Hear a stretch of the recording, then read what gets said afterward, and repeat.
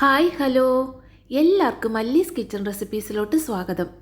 ഇന്നത്തെ വീഡിയോ വെണ്ടയ്ക്ക കൊണ്ട് നല്ല കുറുകിയ ചാറോട് കൂടിയ ചോറിന് കഴിക്കാൻ പറ്റിയ നല്ലൊരു കറിയുടെ റെസിപ്പിയാണ്. ഇതിനായിട്ട് ഞാൻ വെണ്ടയ്ക്ക ഇവിടെ ക്ലീൻ ചെയ്ത് ഇതുപോലെ നീളത്തിൽ ഒന്ന് കട്ട് ചെയ്തെടുത്തിട്ടുണ്ട്. ഇനി ഇതിലോട്ട് ഒരു തക്കാളി, ഒരു സവോള, 2 പച്ചമുളക്, 3 വെളുത്തുള്ളി, ഒരു ചെറിയ കഷ്ണം ഇഞ്ചി ഇത്രയും ഒന്ന് കട്ട് ചെയ്ത് മാറ്റി വെക്കണം. ഇനി ഒരു ചട്ടിയിലാണ് ഞാനിത് തയ്യാറാക്കുന്നത്. അതിനായി ചട്ടി ചൂടായി വരുമ്പോൾ 2 ടേബിൾ സ്പൂൺ വെളിച്ചെണ്ണ ഒഴിച്ചു കൊടുക്കാം. എണ്ണ ചൂടായി വരുമ്പോൾ നമ്മൾ കട്ട് ചെയ്ത് വെച്ച വെണ്ടയ്ക്ക ഇട്ടൊന്ന് വഴറ്റിയെടുക്കണം. വെണ്ടയ്ക്ക എപ്പോഴും നമ്മൾ ഇളക്കി കൊടുക്കണമെന്നൊന്നുമില്ല. ഇതുപോലെ നിരത്തി ഇട്ടിട്ട് ഇടയ്ക്കിടയ്ക്കൊന്ന് ഇളക്കി കൊടുത്ത് വെണ്ടയ്ക്ക ഒന്ന് വഴറ്റിയെടുക്കണം. വെണ്ടയ്ക്ക ആയതുകൊണ്ട് അത് പെട്ടെന്ന് തന്നെ വഴന്നു വരുന്നതാണ്. ഒരു മീഡിയം ടു ഹൈ ഫ്ലെയിം വെച്ചിട്ട് നമുക്കിത് വഴറ്റിയെടുക്കാം. ലോ ഫ്ലെയിമിൽ വെക്കേണ്ട ആവശ്യമില്ല. ഇപ്പോൾ വെണ്ടയ്ക്ക അതിൻ്റെ കളറെല്ലാം ഒന്ന് മാറി ഒന്ന് വഴന്ന് സോഫ്റ്റായി വന്നിട്ടുണ്ട്. ഇതുപോലെ അതിൻ്റെ കളറൊക്കെ ഒന്ന് മാറി ഒന്ന് സോഫ്റ്റായി വരുമ്പോൾ നമുക്കിത് ചട്ടിയിൽ നിന്നും കോരി മാറ്റാം. ഇപ്പം ഞാൻ അതിലോട്ട് തന്നെ ഒരു ഇത്തിരി എണ്ണ കൂടി ചേർത്ത് കൊടുക്കുന്നുണ്ട്. അതിലോട്ട് 1/2 ടീസ്പൂൺ വലിയ ജീരകം, പെരിഞ്ജീരകമാണ് ചേർത്ത് കൊടുത്തത്. ഒരു 1/4 ടീസ്പൂൺ ഉലുവായും കൂടി ചേർത്ത് കൊടുത്തിട്ടുണ്ട്. ഇനി ഇതിലോട്ട് നമ്മൾ കട്ട് ചെയ്ത് വെച്ച പച്ചമുളകും ഇഞ്ചിയും വെളുത്തുള്ളിയും ചേർത്ത് കൊടുക്കാം. ഞാൻ 3 വെളുത്തുള്ളി, ഒരു ചെറിയ കഷ്ണം ഇഞ്ചി ഇത്രയുമാണ് ചേർത്ത് കൊടുത്തത്. അതെല്ലാം കൂടി നല്ലപോലെ അതിൻ്റെ പച്ചമണം മാറുന്നിടം വരെ ഒന്ന് വഴറ്റിയെടുക്കാം. ഇനി ഇതിലോട്ട് നമ്മൾ ഒരു മീഡിയം സൈസ് സവോള കട്ട് ചെയ്താണ് ചേർത്ത് കൊടുക്കുന്നത്. അതും കൂടി ചേർത്തിട്ട് നല്ലപോലെ ഒന്ന് വഴറ്റിയെടുക്കാം. സവോള അതിൻ്റെ പച്ചമണമൊക്കെ ഒന്ന് മാറി ഒരു ലൈറ്റ് ബ്രൗൺ കളർ ആകുന്നിടം വരെ ഇതുപോലൊന്ന് വഴറ്റിയെടുക്കാം. ഇപ്പോൾ സവോളയും റെഡി ആയിട്ടുണ്ട്. ഇനി ഇതിലോട്ട് നമ്മൾ റെഡിയാക്കി വെച്ച തക്കാളി കൂടി കട്ട് ചെയ്ത് ചേർത്ത് കൊടുക്കാം. ഇനി തക്കാളി നല്ല പോലെ സോഫ്റ്റായി ഒന്ന് വഴന്ന് വെന്ത് വരുന്നിടം വരെ നമുക്കൊന്ന് വഴറ്റിയെടുക്കാം.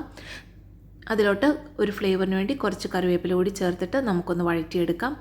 തക്കാളി നല്ല പോലെ ഒന്ന് വഴന്ന് വരാൻ വേണ്ടിയിട്ട് നല്ല പോലെ ഒന്ന് ഇളക്കി മിക്സ് ചെയ്തതിന് ശേഷം നമുക്ക് അടച്ച് വെച്ചിട്ട് വേവിക്കാവുന്നതാണ്.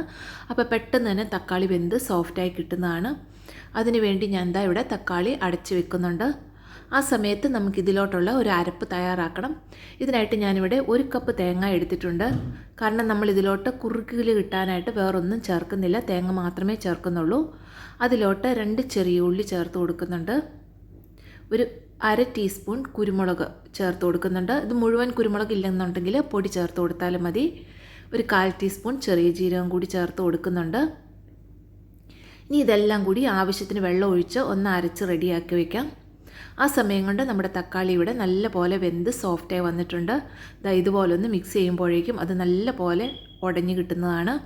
ഇപ്പോൾ തക്കാളി നല്ല പോലെ സോഫ്റ്റായി വന്നു. ഇനി ഇതിലോട്ട് നമുക്ക് കുറച്ച് പൊടികൾ ചേർത്ത് കൊടുക്കണം. എരിവിന് ആവശ്യത്തിനുള്ള മുളക് പൊടി ഞാനിവിടെ 1 ടീസ്പൂൺ നിറയെ മുളക് പൊടി എരിവുള്ളതാണ് ചേർത്ത് കൊടുത്തത്.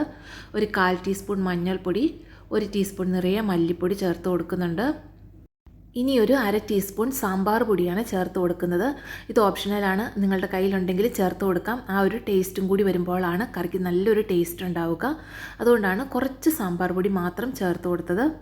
അതും കൂടി ചേർത്തിട്ട് പൊടികളുടെ പച്ചമണം മാറുന്നിടം വരെ നല്ല പോലെ ഒന്ന് വഴറ്റി യോജിപ്പിച്ചെടുക്കാം. ഇപ്പോൾ പൊടികളുടെ പച്ചമണമൊക്കെ ഒന്ന് മാറി എണ്ണയൊക്കെ ഒന്ന് തെളിഞ്ഞു വന്നിട്ടുണ്ട്. ഇനി ഇതിലോട്ട് നമ്മൾ റെഡിയാക്കി വെച്ച തേങ്ങയുടെ അരപ്പ് ചേർത്ത് കൊടുക്കാം. ഇപ്പോൾ തേങ്ങയുടെ അരപ്പ് ഞാൻ അധികം വെള്ളം ചേർക്കാതെയാണ് ഒന്ന് അരച്ചെടുത്തിരിക്കുന്നത്. ഇനി ഈ അരപ്പ് നല്ല പോലെ ഒന്ന് വഴറ്റി നമുക്കെടുക്കണം. ഇതുപോലെ നല്ല പോലെ മിക്സ് ചെയ്ത് ഒരു ലോ ഫ്ലെയിം വെച്ചിട്ട് അരപ്പൊന്ന് വഴറ്റിയെടുക്കണം.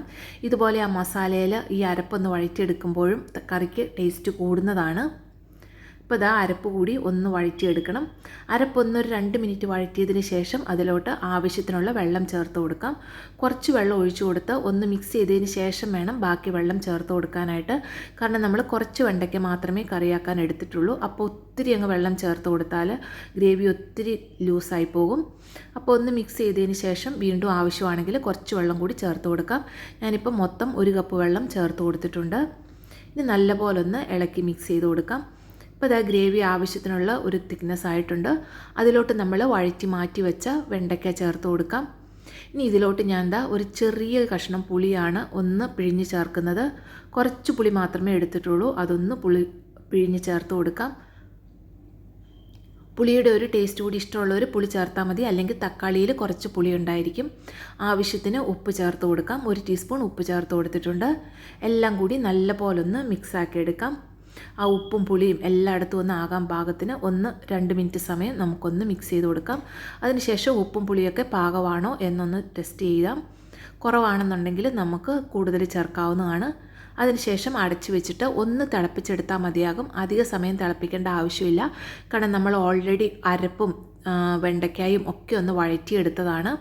ഇപ്പോൾ ഇതാ നല്ലപോലെ ഒന്ന് തിളച്ച് വന്നിട്ടുണ്ട്. ആവശ്യത്തിനുള്ള കുറുകലിലാണ് കിട്ടിയിരിക്കുന്നത്. ഇനി ഇത് കുറച്ച് കഴിയുമ്പോഴേക്കും കുറച്ചും കൂടി ഒന്ന് തിക്കായി വരും. അപ്പോൾ ഇത് കറക്റ്റ് പാകമാണ്.